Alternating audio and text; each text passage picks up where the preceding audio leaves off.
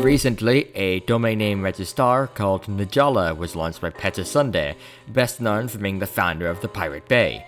It sets itself apart from other domain name registars in the fact that it is not an actual registrar, but is rather a proxy service, where you pay to have Njalla buy and own the domain for you, so that way Njalla does not have any information on you, and instead will use its own information in the whois, allowing for maximum privacy. You can sign up using either email or XMPP, and if you use email, you have the option to have all of your emails from Njalla encrypted using PGP. I was intrigued, so I decided I'd try it out. I made an account, added some money to my wallet, and registered a domain, a really neat website.com. Within a few seconds, my domain was registered and operational. It worked pretty much like any other domain name registrar, but Njalla owned the domain. Njalla even has their own DNS that they provide to all of their domain name owners for free. There are many parts of Njalla that I don't like, however. One thing that I have to point out is that what exactly is stopping Njalla from just running away with your domain, or anyone else's domains? With real registrars like Google Domains, Namecheap, Gandhi.net, or GoDaddy, they have ICANN accreditations.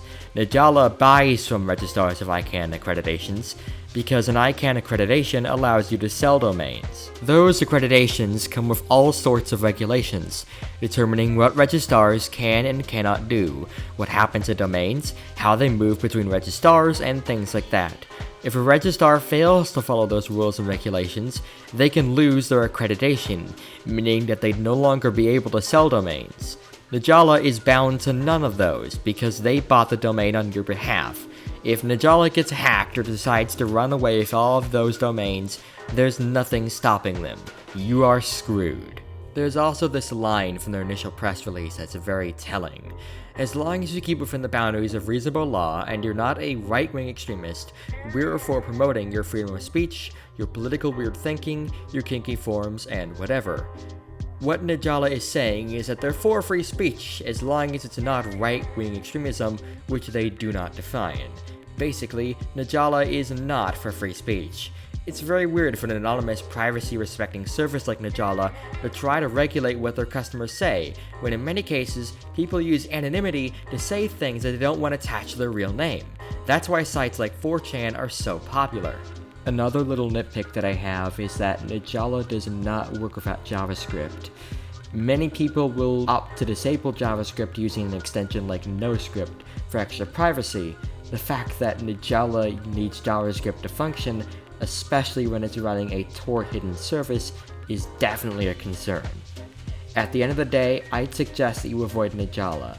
I'd suggest that you either use a domain name registrar like Namecheap, or if you still want to use a proxy service, use something like PRQ, which has existed for far longer and is far more trustworthy than something like Njalla, which is very new and that is yet to prove itself as trustworthy. Thank you for watching. I hope you enjoyed the video. What do you think of Njalla? I'll leave a link to where you can check them out in the description. Let me know what you think in the comments below.